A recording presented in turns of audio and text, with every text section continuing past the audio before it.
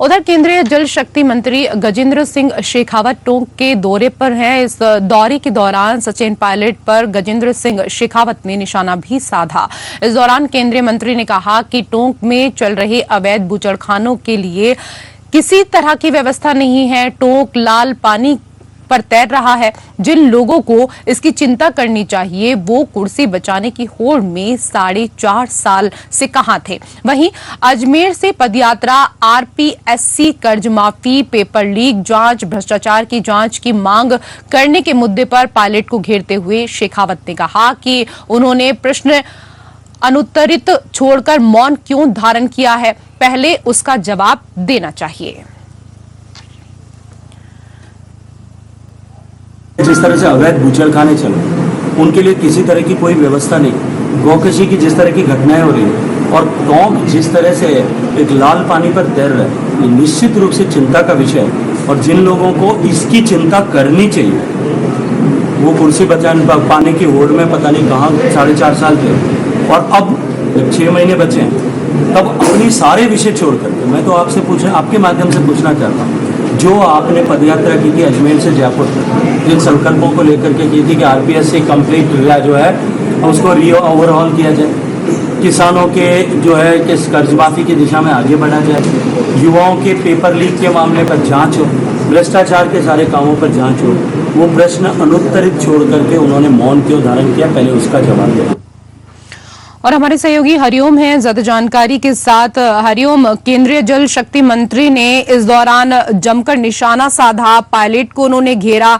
इसके बाद ये बताइए क्या पायलट की तरफ से अभी तक कोई प्रतिक्रिया आई है या नहीं? बताना चाहूंगा अभी पायलट की तरफ से कोई प्रतिक्रिया नहीं है। केंद्रीय जल शक्ति मंत्री गजेंद्र सिंह शेखावत टोंक के दौरे पर थे। टोंक दौरे के दौरान सचिन पायलट पर जमकर उन्होंने निशाना साधा है। टोंक में जैसे लाल पानी की तरह तैर रहा है और बूचड़खानों को लेकर भी उन्होंने तंज कसा है। बिल्कुल, कई मुद्दे इस दौरान उन्होंने उठाए, चाहे कर्ज माफी को लेकर बात की जाए, पेपर लीक जांच को लेकर यहां पर बात की जाए या फिर भ्रष्टाचार की जांच की मांग को लेकर बात की जाए। इन तमाम मुद्दों पर पायलट को घेरते हुए नजर आए केंद्रीय जल शक्ति मंत्री गजेंद्र सिंह शेखावत। और क्या क्या बातें इस दौरान उन्होंने कही हैं? हरिओम।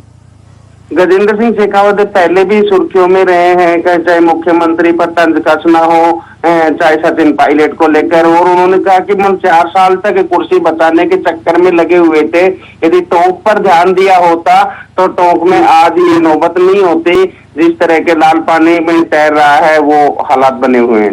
बिल्कुल, ये इस तरह के जो आरोप लगाने का सिलसिला है हरिओम, हम देख रहे हैं कि पिछले 3-4 महीने से तेज हो गया है। चाहे कांग्रेस की बात करें या फिर बीजेपी की बात करें, दोनों ही पार्टियां एक दूसरे के ऊपर लगातार आरोप लगा रही हैं। जाहिर सी बात है कि चुनावी साल है और इसी वजह से ये आरोपों का सिलसिला और ज्यादा तेज हो गया है।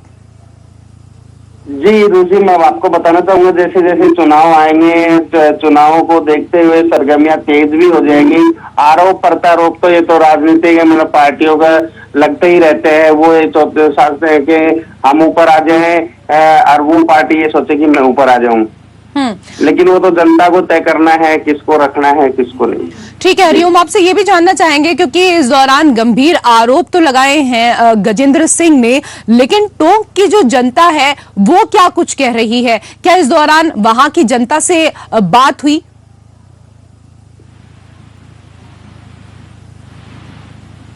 हरिओम, आवाज मिल पा रही है आपको? जी रुचि, मैं आपको बताना चाहूंगा वहां की जनता से ऐसा इतनी कुछ बात नहीं हुई है। चलिए, आप बने रहिए हमारे साथ, कुछ और खबरों पर हम आपसे जानकारी लेंगे।